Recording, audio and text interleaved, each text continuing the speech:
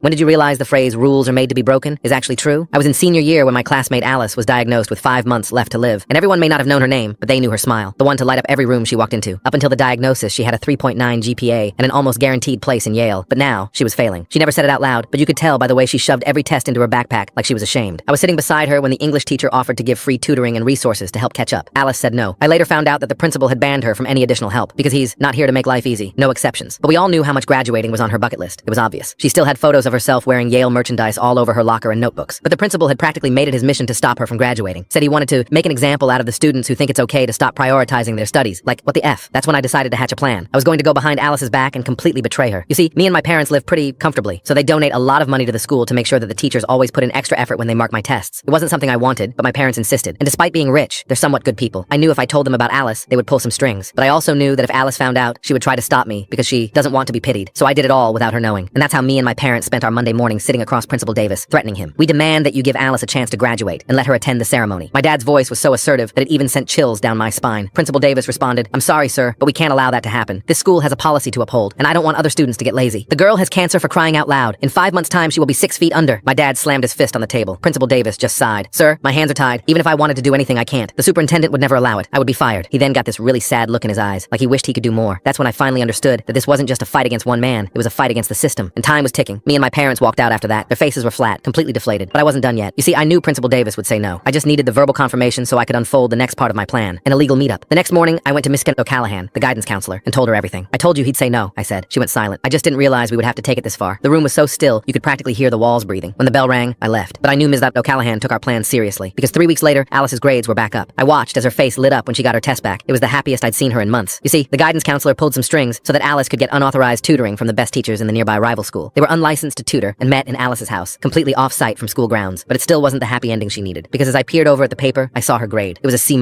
better than the fails she'd been getting, but still not enough to graduate. So I kept going. I found the number of her chemotherapist and called asking if she could make sure Alice's appointments were all early in the morning. Obviously, it would have been easier for Alice to just do it herself. But like I said, she was stubborn, the type of girl to think that asking for help made her weak. There was no way she would do it herself. And for every class we shared, I wrote 2 assignments, one under her name and one under mine. As soon as I saw hers in the pile, I would slip it into the waistband of my pants and replace it with the one I had done for her. I even replicated her handwriting to make sure no one noticed. Fast forward to the 23rd of May, and it was our graduation ceremony. People clapped extra loud when Alice walked on stage. I felt tears well up in my eyes. The entire time, she barely even knew who I was, but it didn't matter. What mattered was that she got her dying wish. And on June 24th, I was standing at her funeral in a suit that I borrowed from my dad. In the photo frame, she was standing in her graduation gown, with the same smile we all love. I thought I had done the right thing by making her dream come true. But a month later, I woke up to a knock at the door. It was Ms. O'Callahan, my guidance counselor. She was in tears. "They're onto us. The superintendent has been building a case. We need to get our story straight." My stomach dropped. Full story on channel. Link below.